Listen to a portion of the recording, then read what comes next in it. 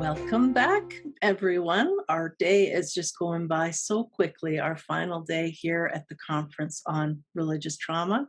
I just wanted to take a moment to say a special thanks again to the generous sponsors who helped make CORT possible.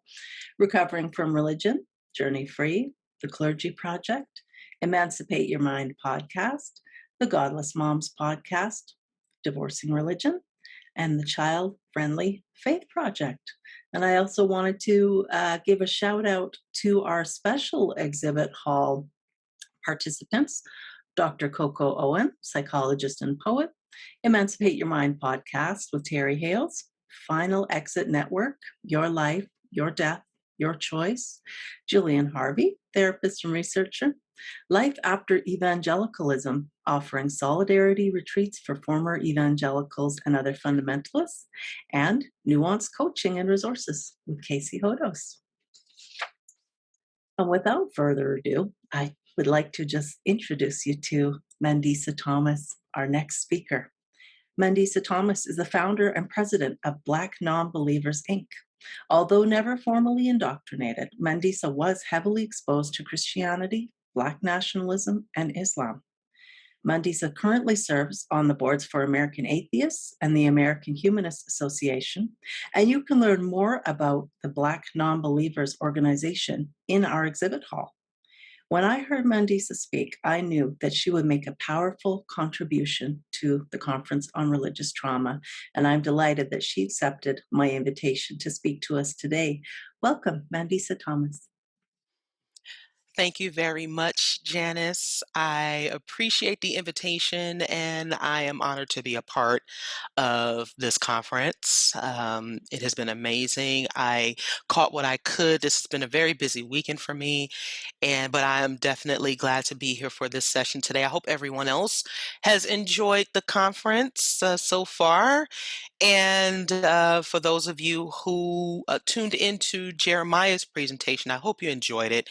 Jeremiah is one of my favorite people. He's actually one of the reasons I became so involved and active in this movement, because when I saw him speak and when I started talking with him more, I realized that it was important for more of us, especially people of color, to get more involved, because it was important to define ourselves and become advocates, better advocates for ourselves in our communities and in this movement. And my presentation this afternoon is going to speak on that a bit, as well as some of the experiences of being Black atheist and a woman in particular.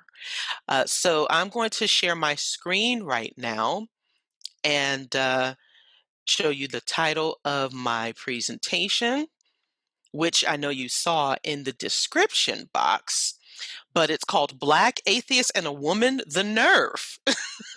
And before I get into the subject matter, I'm just going to go a bit more into myself. I'm going to talk a bit more about my background. So, as Janice said, I am the founder and president of Black Nonbelievers, which we are celebrating our 10th anniversary all year. We got started in 2011.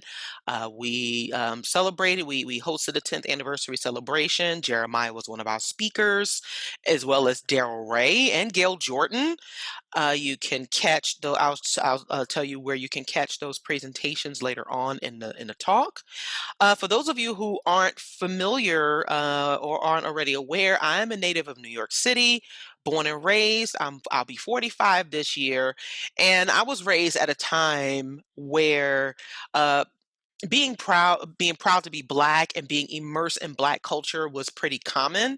So I had a very non-religious upbringing. Both of my parents were rejecting that idea of, God and that iconography of a white God. So I was raised very, very Afrocentric.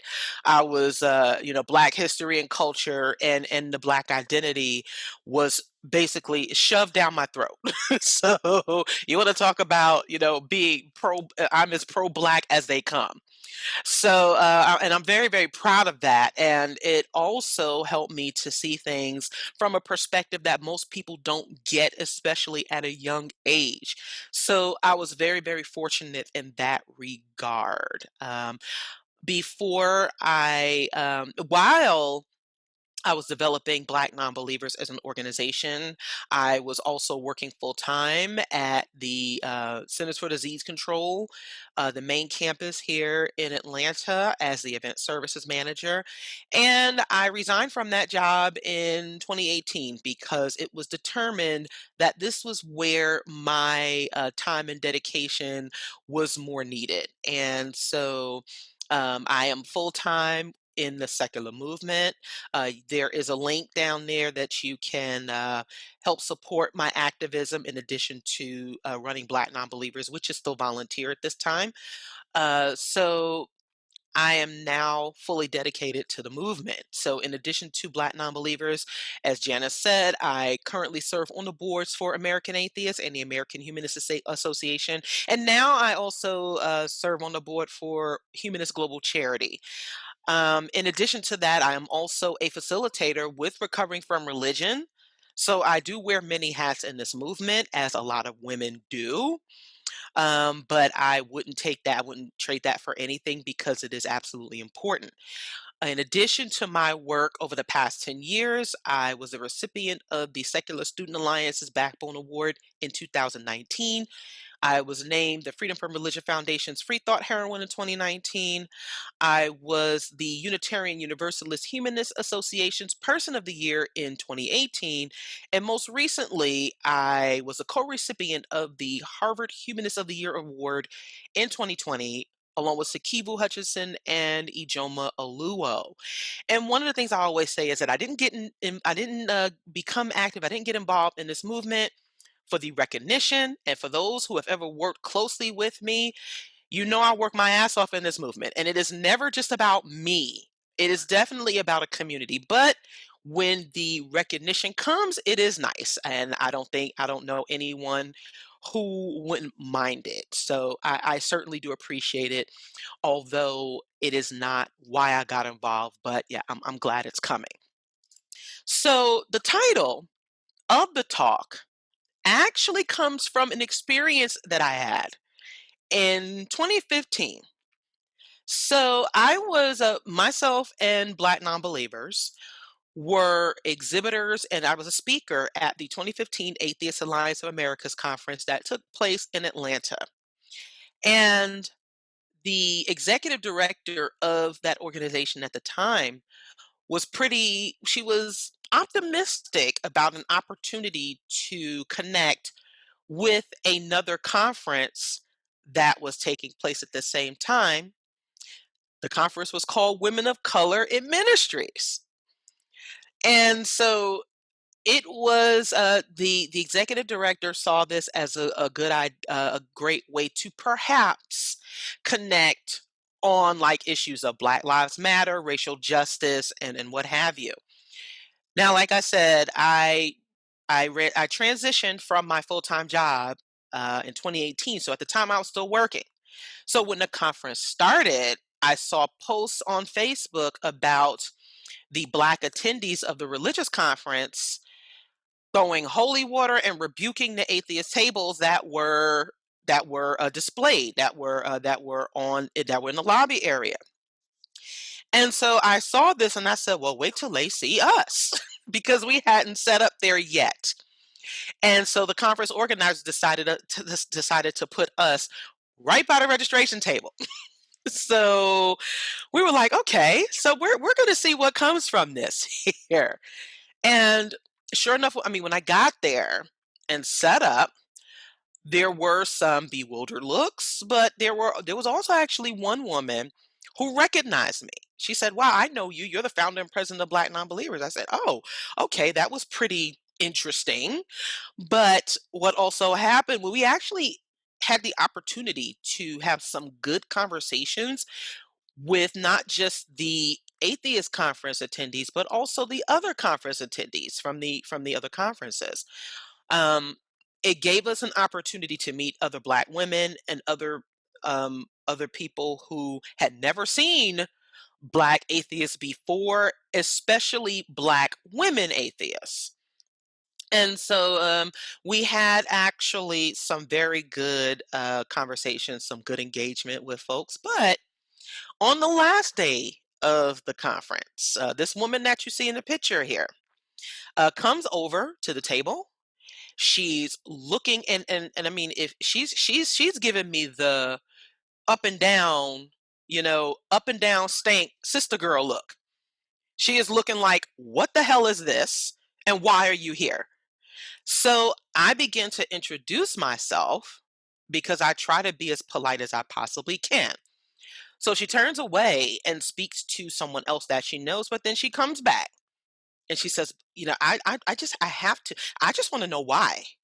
Like, what is this? And so I start explaining. I introduce myself. I talk about the organization and what we stand for.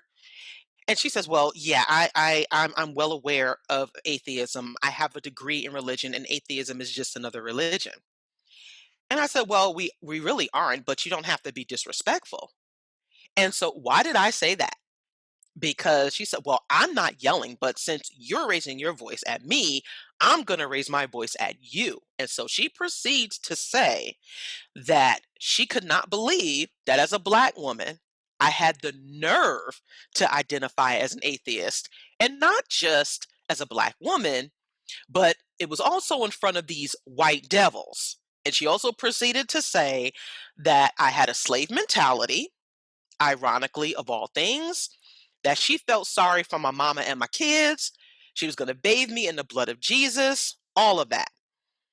And so, yes, there was an exchange back and forth, and there's actually a link in the chat. There's actually a link in the in the slide where the encounter was documented. It was actually recorded because people were afraid that she was actually going to physically assault me.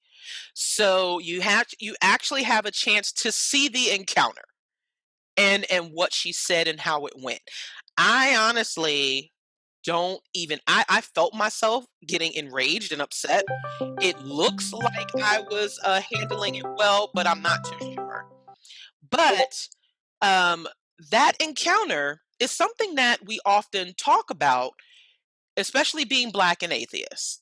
And if you learned anything from Jeremiah's previous session, you know that there is a dynamic that directly affects the Black community, um, especially pertaining to religion. And this is why I tend to, I try to give some statistics here because approximately 79% of the Black community still identifies as religious. Now, Pew Research came out with they debuted a new study on religion in the Black community and Black life, and it's very much still on par with with numbers from about 10 years ago. So even though the Black community in the United States makes up about 12% of the population, about 79% of us still identify as religious, and that's still very high, especially compared to other demographics. Now, we know that religious nuns are rising. Now, what's different about this study is the fact that there are more younger people doing away with traditional religious beliefs, and that there's a variation. There are Black folks that are leaving the traditional church. They're not necessarily subscribing to the fundamental religious beliefs anymore, but belief in God is still at an all-time high. And the reason for that is slavery in the United States forced the African captives to accept Christianity. And that became a matter of law. It became a matter of law, and also became a matter of psyche. But also the Black church did become a primary support system once slavery and Reconstruction ended and institutionalized racism was enacted and enforced. Now, this is very, very important because once those laws were enforced, and there were Christian nationalists who were empowered and emboldened to, to take action and actually assault Black folks. You had a dynamic of people who lost businesses, who lost their homes, and who lost their livelihood, and had to become codependent on these systems, even more so than they were already subjected to during slavery. And so this has a huge impact on the institution and also in this country and in the community. So it must be understood how these things intersect and why they're important. And I linked the new study into this presentation. You can go to Pew Research to find it. So I'm going to talk now about Black women and religion, especially since we saw that it was a Black woman who told me that I had the nerve to identify as an atheist as a Black woman. So, also from the Pew Research study, it noted that Black women are more likely than men to say belief in God is required to be a moral person, to believe that God determines what happens in their lives, and to say religion is very important in their lives. And if you haven't watched Jeremiah's Contradiction, I highly recommend that you do because it shows a very, very dismal and tragic example of Black women and how heavily emotionally invested they are in church and belief in God. And so also you have 64% of Black women who are more likely to say that religion is very important in their lives. So, and I will tell you that I have had many Black women who approach me and have asked me if they've seen me in church. I often get that. Well, you have a familiar face. I get that familiar face thing, but I can't tell you how many Black women have said, Have I seen you in church? Because that is where I spend all my time." And that is actually a problem because for as many Black women who say they can't find good Black men, they're often looking for these God fearing men and not expanding the scope or expanding their horizons, especially even among Black men. So there are a number of, again, psychological factors, institutional factors as to why Black women in particular are invested in the religious community, especially now that more Black women are able to attain positions in church leadership. We're now seeing a number of Black women who are pastors. They are now scholars on religion, and they're also varying. Again, they're moving away from the traditional religions, but still invoking some sort of spiritual belief, and they're actually incorporating that into the racial justice aspect. And this has been something that we've seen over and over again. And this leads me into why Black atheists and non-believers in particular face more challenges. Again, I just mentioned the strong emotional ties to the church and religion, even though, yes, religion and especially Christianity is very dogmatic and not very kind to women at all. And also, there are still a very small percentage of openly identified Black atheists. And I will tell you that I had the opportunity to preview the study before Pew Research released it. And this was a good thing about our organization existing because they actually reached out to us to get some insight on how they can better reach more Black non-religious folks. But when I previewed that survey, the number of Black atheists and agnostic respondents was dismally low. And when I say dismally, I would say maybe it was like 1 to 2% of the people who responded to that survey identified as specifically atheist and agnostic. So we're still having challenges with people either being willing to openly state that they're atheists, or that they may or may not know the definition of the terms. It is simply that we don't believe in any God, spirits, or supernatural beings. Of course, it doesn't say anything else about our core being and who we are, but for classification purposes, it is still important. I contend that it is still important to at least identify as an atheist. But there are so many people who are either scared to do so because of the stigma of the atheist term, but also too, many atheists are still processing grief from leaving religion. And it's very fitting that this conference is called the Conference on Religious Trauma, because while everyone doesn't have a extremely traumatic experience of leaving religion, like most everyone else who comes out and who actually identifies as atheist, or they say they don't believe in God anymore, there is loss. You experience loss either in family, friends, acquaintances, and there's grief behind that. There is a sense of loss that can be, and that can be very emotionally challenging for many.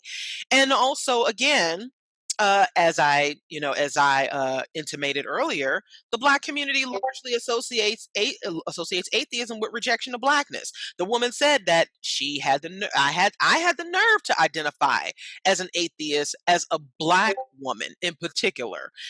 And because there is still that emotional tie to religion, it unfortunately um, it unfortunately lends itself to this idea that this is only something that white people do, even though Christianity and its tenets on white supremacy are rooted in just that, white supremacy.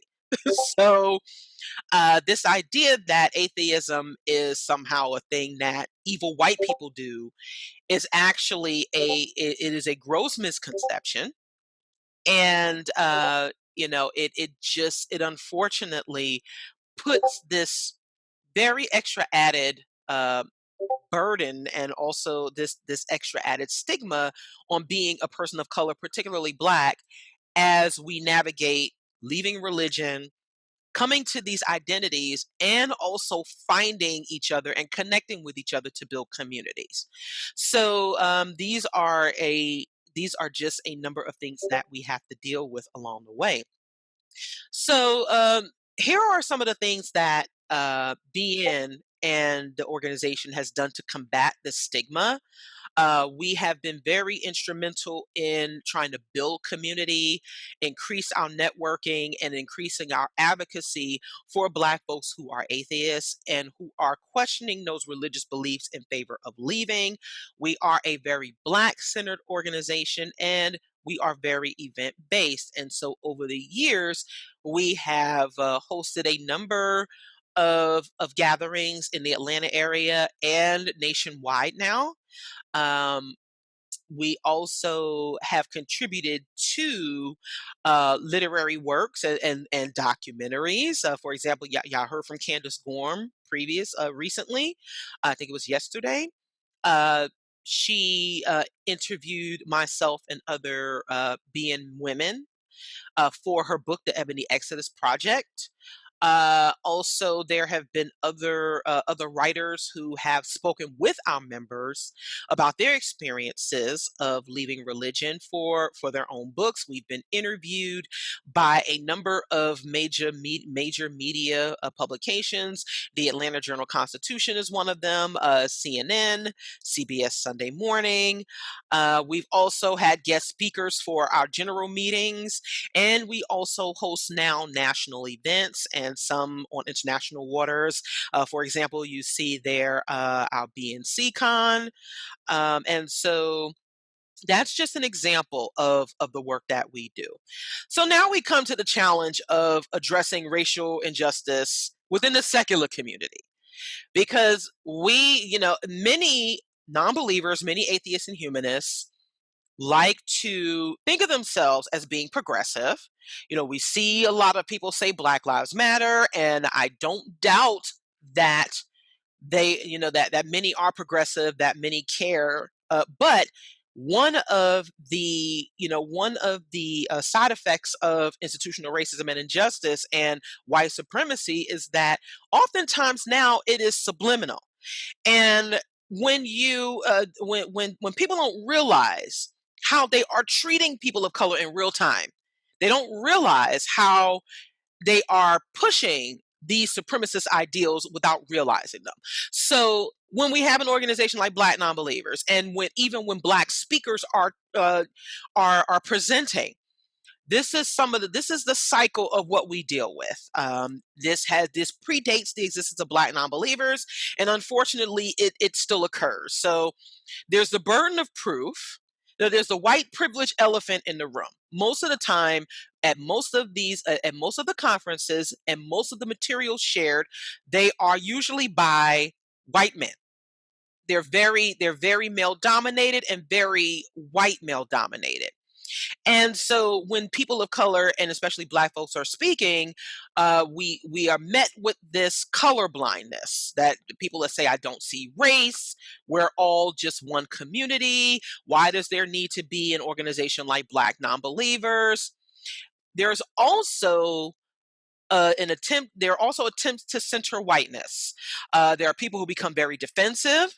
They are not listening to the information, and they automatically assume that we are talking directly about them. And there also tends to be, especially when Black women are speaking, oftentimes we have other white folks throw in other, like, white male scholars, or people that are actually not relevant to directly to what we're speaking of. And then also too, what happens is the burden of proof often falls on us, and then subsequently we're either dismissed or not taken seriously.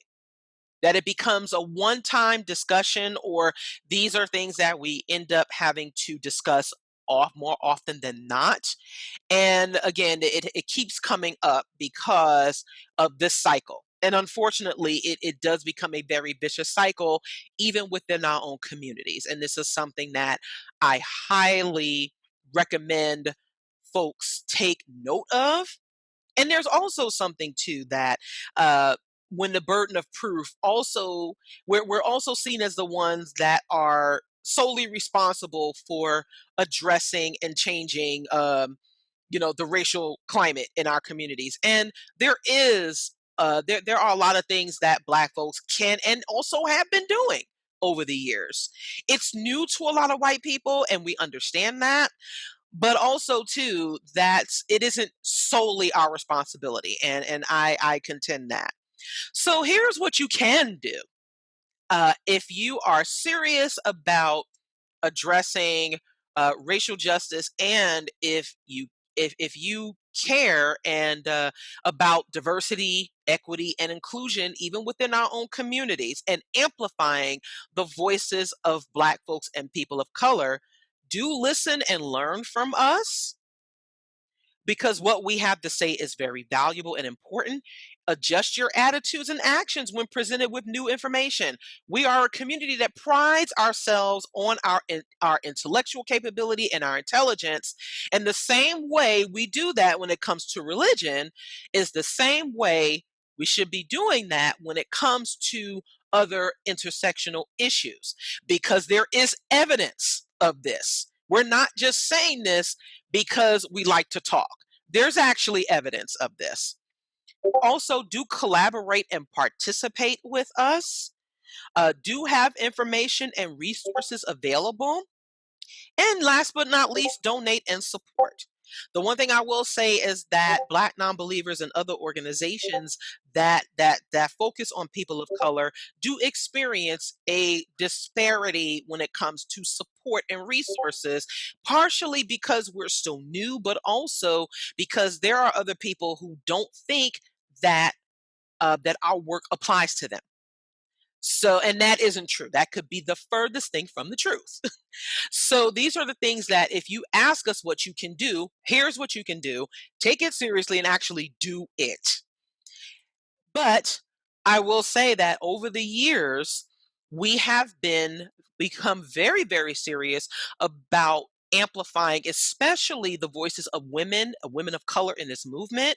And with that, I am pleased to share the 2021 Women of Color Beyond Belief Conference, which will take place from September 24th through the 26th in Chicago. Here is just a list of our speakers.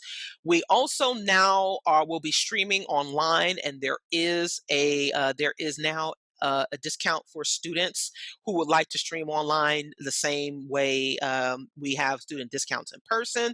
And for those of you who weren't aware before, the foundation for Women of Color Beyond Belief came from the 2018 Humanist magazine issue from July and August, which featured five fierce humanists on the cover. Now, this is the first time any publication featured multiple Black humanist women. Now, the American Humanist Association featured Alice Walker years ago. She was their Humanist of the Year. I will say I know that there are some people who have issues with her, but that was the first time that multiple Black women were featured on their cover. And so from there, we debuted the Women of Color Beyond Belief Conference in 2019. And we are now back for 2021. Again, it will be a hybrid event. I highly encourage you to register and attend and or support the event if you cannot make it, because the voices of these women are very, very powerful. They're very important.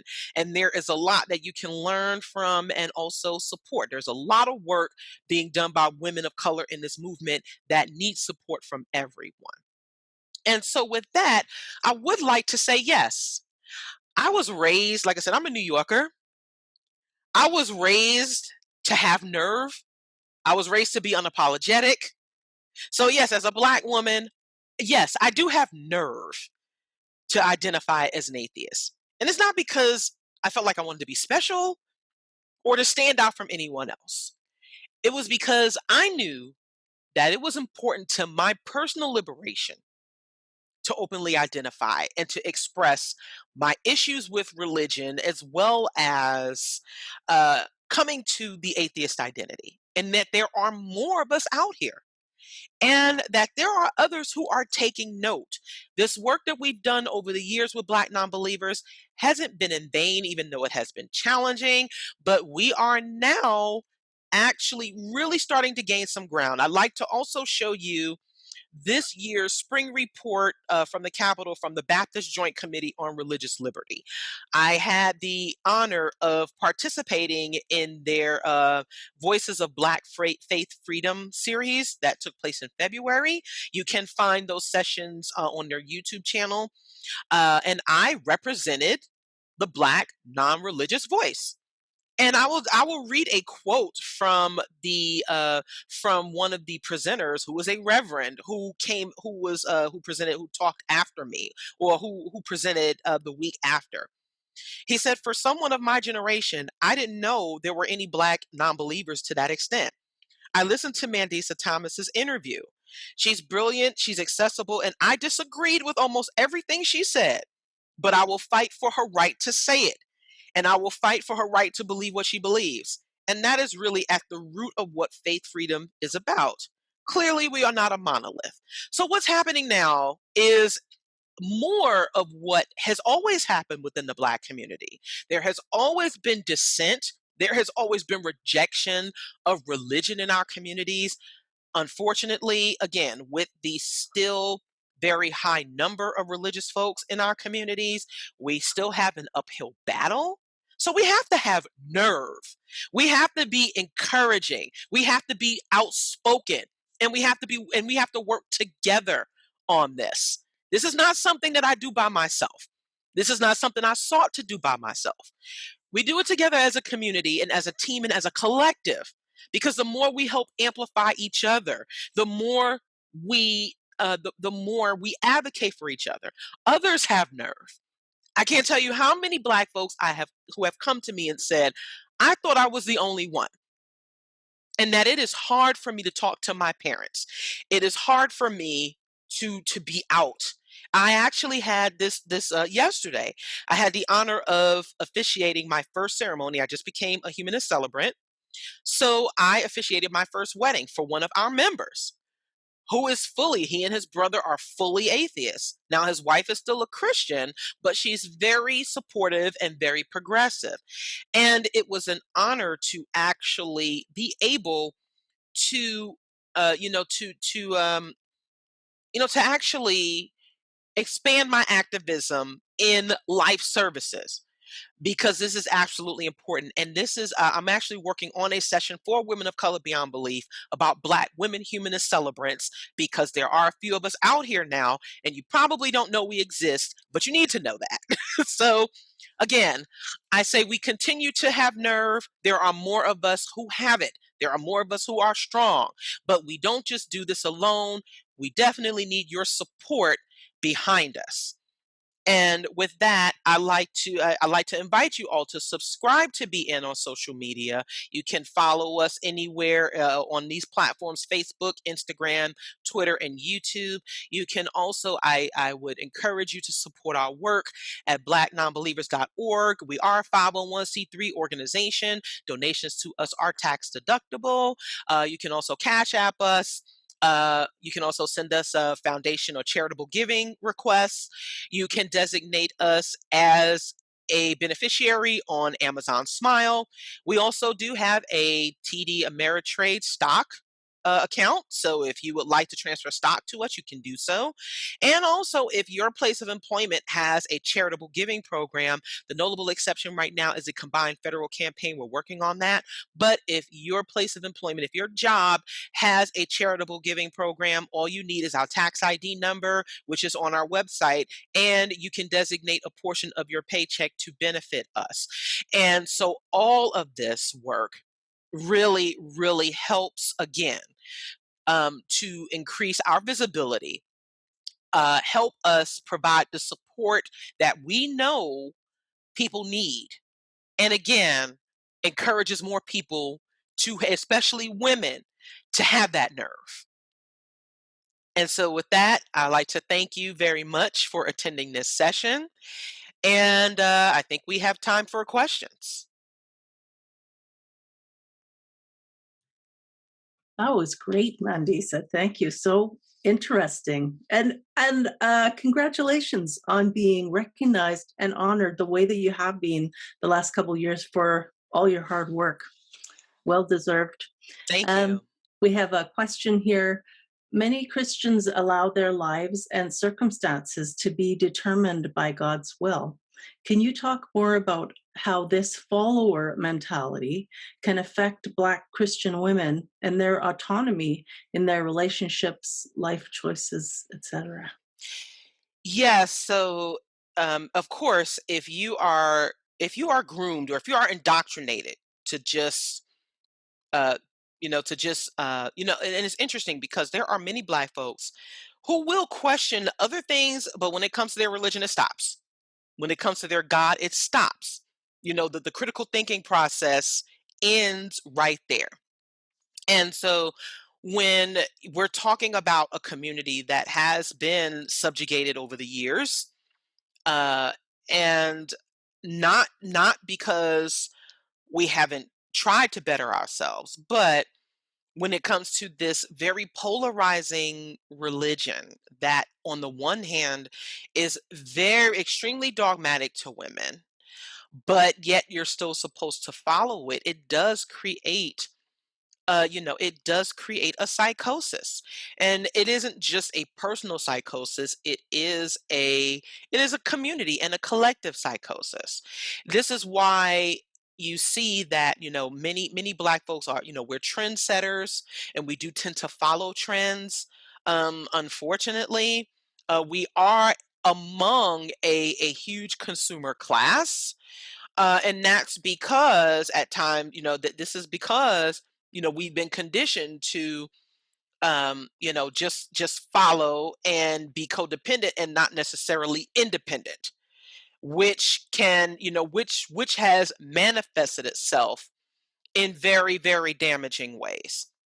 And we see this as well, especially during this pandemic. Black folks have been disproportionately hit with COVID, even though I see most of us actually follow complying with most of us. I wouldn't say all, but um, the COVID pandemic has impacted us um, uh, disproportionately, more than other demographics. And part of that is because you had these religious leaders who were just saying, "Oh, well, God's going to take care of it," which of course is a problem, because once we see people dying, um, and we also see this in other areas of disparities within the Black community. So it really does create a psychosis, and unfortunately, just a very, very awful pattern of living one's life, because that actually transfers generationally.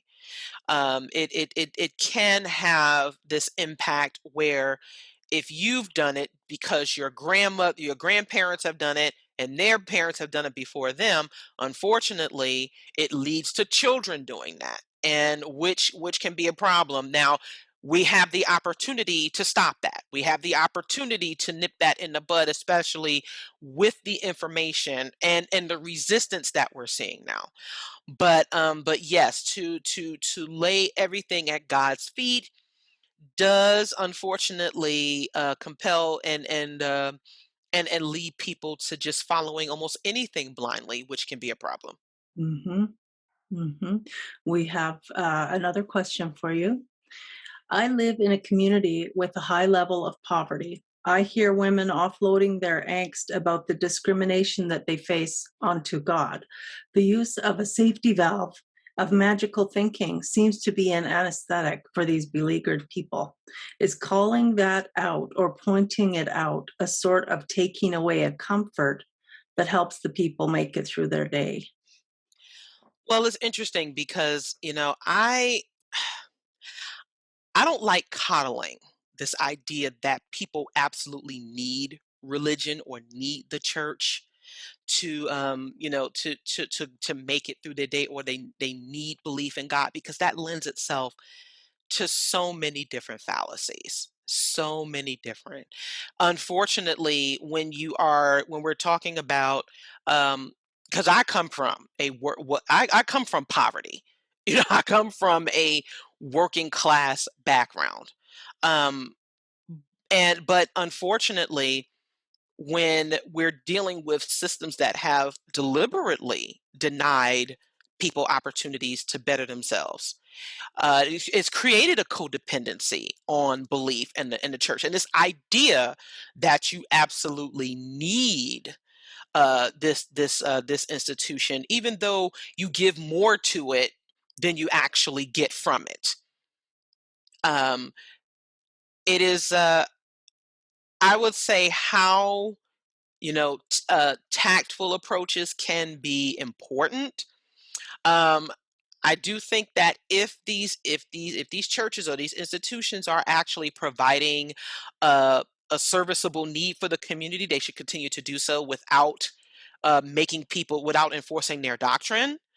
If they were more humanistic in nature, then I would say that they would be serving a purpose. But I tend to argue against that, because most of the times these religious institutions, they base themselves on a sense of conformity, and this idea that you absolutely need it and that people can't do more for themselves. But unfortunately, we are also still talking about systemic and institutional issues that aren't just stemming from outside of the community. It now has transferred from within.